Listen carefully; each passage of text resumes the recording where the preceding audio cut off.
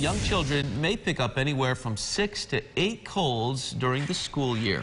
As parents, it can be really difficult to see your child getting sick and miserable time and time again, but you may want to avoid those over-the-counter cough and cold medications for young children. Listen to this. A recent study found children under the age of 12 should not have decongestants at all because they can elevate a child's heart rate and put them at risk for heart-related problems.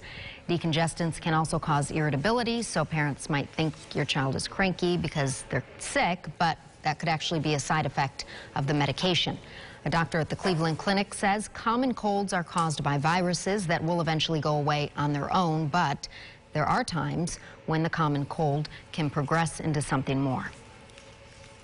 If a cold has gone on for more than 10 to 14 days and isn't showing any signs of improvement, is just as bad on day 10 to 14 as it was on day 2 and 3, then that may be a sign that it's progressing into a sinus infection and would be a good reason to go into the physician's office for a check. Dr. Kimberly Giuliano also saying running a cool mist vaporizer in a child's room at night could help loosen up congestion, and you could also use those saline nasal drops. For very small children who can't blow their nose on their own, using one of those bulb syringes or suction devices to remove the mucus is advised.